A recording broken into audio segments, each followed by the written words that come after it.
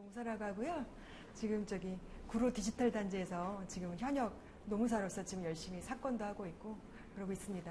올해는 제가 또 행정소송권도 하게 돼서 아까 행정쟁소법 우리 교수님께서 말씀해 주셨는데 행정심판 들어가고 그 다음에 행정소송 들어가고 그거 지금 진행하고 있고요.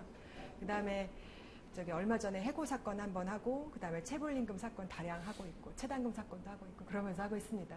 근데 제 주전공은 그게 아니라 저는 이제 경영학을 전공을 했기 때문에 제가 관심 있는 분야는 좀 컨설팅입니다. 인사노무 컨설팅 분야여가지고 앞서 이제 인사노무 관리 우리 노무사님께서 말씀하신 그런 부분, 채용에서 퇴직까지에 대한 부분을 전반적으로 컨설팅하는, 특히 제가 평가 컨설팅을 많이 들어가고 있습니다.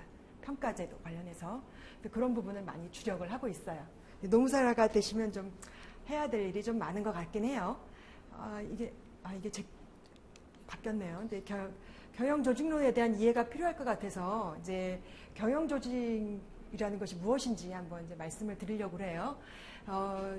일단 기본적인 개념으로 이 조직이라는 것은 두 사람 이상이 하나의 목표를 달성하기 위해서 모여있는 어떤 집합체라고 이렇게 우리 교재에서는 정의를 하고 있습니다. 그래서 이 목표 달성을 위해서 나아가는 과정에서 필수적인 요건이 정에 이미 나와 있죠. 이제 공동의 목표, 유기적인 상호작용, 둘 이상의 집단, 그리고 체계화된 구조와 절차 이런 게 있는데 아무래도 회사 내에는 사규라든가 규칙이라든가 근로계약서라도 하다못해 있어야 되겠죠. 이런 부분이 어떤 체계가 잡혀 있어야만 이 조직을 잘 운영해 나가야 된다는 거죠. 경영조직론을 보시면, 경영조직론을 공부해야 되는 중요성을 보시면 내가 이 회사와 과연 맞는 건가? 내가 이 회사에 취업을 했는데 이 업무가 과연 나하고 맞는 건가? 이런 회의적인 생각을 굉장히 많이 합니다. 그런 부분에 대한 시각적 접근을 할 수 있는 게 바로 이 경영조직론이에요. 내가 이 업무에 맞춰 나갈 수도 있고 이 업무를 나한테 맞추도록 유도할 수도 있다. 이런 것이 바로 경영조직론입니다. 그래서 앞으로 이제 이 회사에 다니면서 내가 다른 회사로 옮기지 퇴직을 하지 않을 수 있도록 내가 이 회사에 오랫동안 장기적인 고용을 할 수 있도록 스트레스를 스스로 극복을 하고 그 다음에 내가 이제 상사나 부하 간의 관계에서 스스로 알아서 조절해 나가는 그런 부분을 공부를 하고 있습니다. 경영조직론은 크게 조직행동론과 조직이론으로 두 가지로 파트가 나뉘어져요. 그래서 사실 교재가 2권이나 필요합니다. 네, 조직행동론에는 회사 내부적인 일을 다뤄요. 그래서 나의 태도, 직원으로서 나의 태도, 부하로서의 태도, 상사로서의 태도, 경영자로서의 태도 이런 걸 배웁니다. 그 태도에서 업무를 수행하는 과정에서 나타나는 갖가지 오해들, 갖가지 편견들, 선입관들 이런 거를 해소시켜 줄 수 있는 성격이라든가 지각이라든가 이런 걸 배우죠. 그다음에 상사가 부하에게 막강한 권한을 행사하는 권력이나 조직 정치, 리더십, 그리고 스스로 학습해 나가면서 업무의 동기부여를 하는 것도 배웁니다. 네, 회사 바깥에서 다루어지는 내용에는요, 조직 이론에 있죠. 이제 불확실한 환경에 대해서 우리 회사가 이에 대응하기 위해서 효율적으로 조직 구조를 바꾸어 나가야 되는 어떤 시스템적 접근 방식 그런 부분을 많이 배웁니다. 환경과 조직 구조, 기술과 조직 구조, 규모와 조직 구조 이렇게 되어 있는데요. 보통 이제 여러분이 나중에 혹시 지금은 이렇지만 나중에 경영주가 되실지도 모르겠죠. 사업자 등록을 내고 경영주가 되어서 조그만 사업체부터 시작을 합니다. 그러면 아무래도 가족 경영식으로 가족 친화적인 항상 너희 집에 밥그릇 몇 개, 숟가락 몇 개 있는 걸 다 알 정도로 가족 친화적인 경영 방식으로 주도를 하겠죠. 그러면서 점점 조직이 규모별로 성장을 하게 되면 체계가 갖추어지고 소속 부문이 나누어지면서 점점 비대해지고 성장을 해 나갑니다. 그에 맞는 각각의 단계별로 적합한 조직 구조 방식에는 어떤 것이 있는지 그런 것을 학습해 나가도록 하고 있습니다. 예.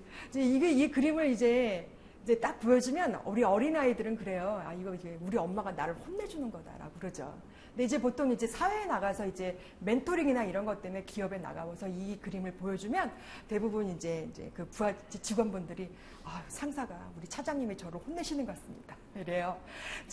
이분이 지금 이게 혼내면서 뭔가를 이제 뿌리고 있죠. 막 날카로운 걸 뿌리고 있습니다.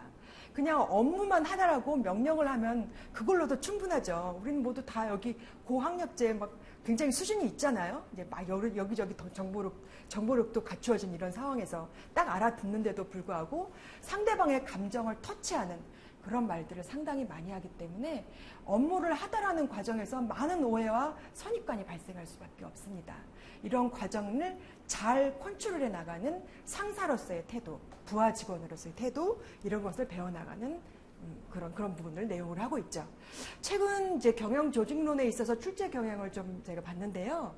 일단 첫 번째 문제 50점짜리 문제는 교재 내용에 충실해서 그 이론만 정확하게 쓰면 완전히 되는 그런 문제로 대부분 나가고 있는 것 같습니다.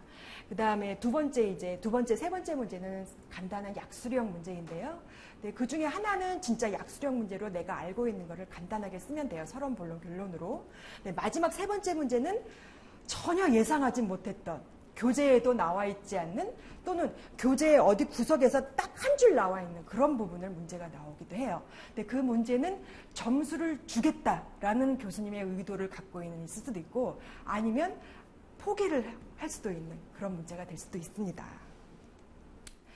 자, 50점짜리 문제를 제가 좀 분석을 해봤어요. 근데 올해 출제된 문제죠. 올해 출제된 문제인데, 그 결론은 이제 조직 환경의 불확실성에 대해서 조직 구조가 대응할 수 있는 방향에 대해서 이제 논술하는 그런 문제입니다. 근데 이게 참 특이한 것이 전년도 출제 문제하고 재작년도 출제 문제하고 그 관점만 좀 다를 뿐이지 환경에 대한 불확실성에 조직 구조적 관점에서 대응하는 전략적 방향을 서술하는 문제에 있어서 그거는 어떻게 일관성을 갖고 있었어요. 그래서 예전에 제가 수험생이었을 때는 전년도에 출제된 문제는 빼놓고 공부를 해도 내가 이제 전략적으로 다가갈 수 있겠다 이렇게 생각을 하고 공부를 했었던 기억이 나는데 요즘엔 그게 아니에요. 전년도에 출제된 문제는 반드시 공부를 하고 올해 이제 학습을 들어가는 것이 낫겠다라는 생각을 하게 되었습니다.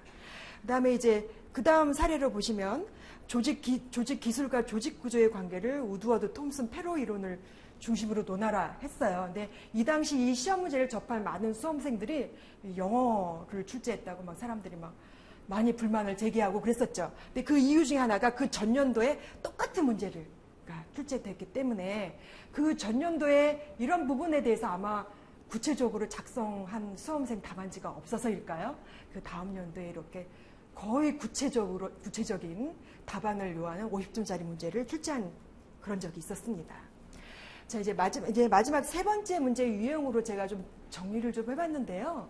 기업 정보화가 초래하는 경영 조직의 변화, 상동적 태도의 개념과 이에 대한 긍정적인 부정적 측면, 교재의 어떤 부분에 조그맣게 이게 나와 있는 스테레오타이핑이라는 그런 부분을 이제 서술한 거인데, 이제 내가 이제 수험생 입장에서 막 머리를 쥐어짜면서 서술을 했던 그런 식의 문제였죠.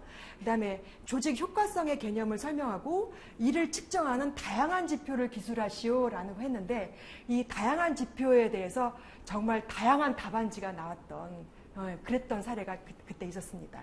그다음에 조직 내 창의성을 위한 조직 설계 방안이라든지 그다음에 감정 노동의 개념과 의의에 관해서 설명하시오 이렇게 되어 있어요. 그래서 요즘에는 감성 노동 많이 중요성이 많이 배가 되고 있죠. 그래서 이런 부분에 대해서 경영조직론 세 번째 문제로 좀 출제가 되었던 것 같습니다.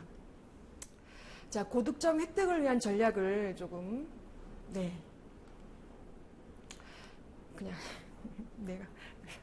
일단 첫 번째는 명확한 개념의 언어를 외워둬야 된다고 제가 이제 말씀을 드리고 싶은데요.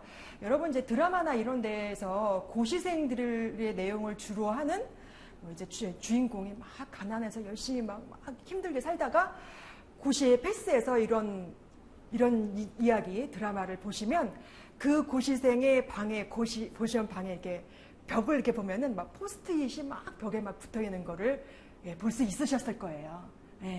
여러분들이 전업생이신지 아니면 직장 다니시면서 여기 이제 공부를 하시는 건지 그건 잘 모르겠는데 벽에다가 최소한 명확한 개념이나 의의 이런 부분을 적어서 아침에 일어나서 한번 읽고 그 다음에 이제 저녁에 자기 전에 한번 읽고 자고 그러면서 몸에 이제 습득하시는 게 가장 필요할 것 같습니다. 사실 이제 법 조문도 중요해요. 노동법도 중요하고 행정생산법도 중요하고 그렇게 해서 항상 이제 법조문을 갖고 다니면서 아마 외우시게 될 거예요. 근데 이제 경영조직론은 사실은 점수를 획득할 수 있는 가장 좋은 전략적 과목 중에 하나예요. 사실 노동법 다 열심히 공부합니다. 인사노무관리, 행정제서법 다 열심히 공부해요. 근데 경영조직론 이 선택 과목만큼에서는 여기서 점수를 확 끌어안아서 이 평균 점수를 확 올릴 수 있는 그런 점수 중에 하나입니다. 근데 그 중에 가장 중요한 게 답안지의 첫인상이죠. 개념의를 항상 벽에다 붙여놓고 이렇게 몸에 습득하시는 게 필요합니다. 인위적으로 막 외우려고 노력하지 말고. 두 번째는 그림이나 모형이나 그래프 등을 답안지에 작성하시면 좀 더 플러스 점수를 받을 수 있습니다.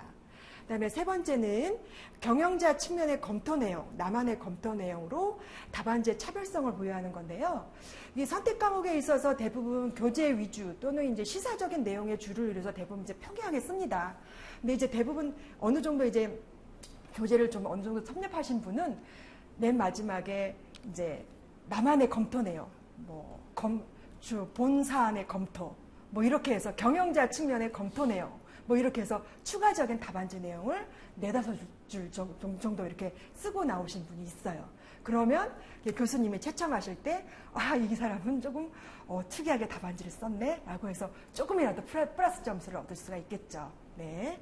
그 다음에 네 번째, 최근 경향에 대해서 신문이나 뉴스를 자주 접하는 것도 중요한데 요즘에 이제 많이 이슈가 되고 있는 것들이 무엇인지 아니면 회사 내에서 상사와 부하 간에 자주 욕설이 나오고 폭행이 나오고 이런 것들이 무엇이 부족해서 그런 것이 나온 건지 그런 부분을 자주 한번 보시면은 학습의 어떤 줄거리를 잡는 데 조금이라도 도움이 되실 겁니다.